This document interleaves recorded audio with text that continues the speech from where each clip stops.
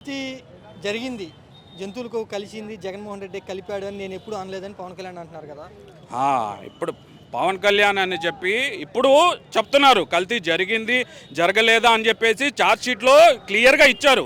Charge షీట్లో ఎప్పుడైతే కానీ జంతు కొవ్వులు లేదని చెప్పి బయటకు వచ్చిందో ఆ రోజు వాళ్ళు కూసినటువంటి కూతలు ఏదైతే మహాదేవుడు దేవదేవుడు అయినటువంటి కలియుగ భగవంతుడైనటువంటి వెంకటేశ్వర స్వామి ప్రసాదంలో జంతు కొవ్వు కలిసింది, పంది కొవ్వు కలిసింది, చేప నెయ్యి కలిసింది, నూనె కలిసిందని చెప్పేసి ఆ లడ్డూలు తిరుమల నుంచి మన అయోధ్యకు కూడా పంపించారని చెప్పేసి అబద్ధపు మాటలు చెప్పి ఒక రాజకీయంగా దేవుణ్ణి బదనాం చేయడానికి వీళ్ళు చేసిన కుట్ర ఈరోజు సిబిఐ ఛార్జ్ షీట్లో బయటపడింది. అటువంటి కల్తీ ఏమీ జరగలేదని చెప్పేసి ఛార్జ్ షీట్ ఇచ్చింది.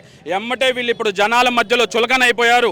ఇది రాజకీయంగా మనం వాడుకున్నామని చెప్పేసి పవన్ కళ్యాణ్ గారికి అర్థమైంది కాబట్టి ఎమ్మటే మాట మార్చేసి ఇవాళ ఆ రోజు ముఖ్యమంత్రి అలా చేసి ఉండడు, అది అట్లాంటి కాదు, మేము ఇట్లా చెప్పామంటే అని చెప్పేసి ఇప్పుడు బుకాయిస్తున్నారు. కానీ జనాల్లోకి వెళ్ళిపోయింది ఆ పవిత్రమైన లడ్డూలో ఎటువంటి కల్తీ జరగలేదని చెప్పేసి మనుషులు హ్యాపీగా ఉన్నారు ఇప్పుడు.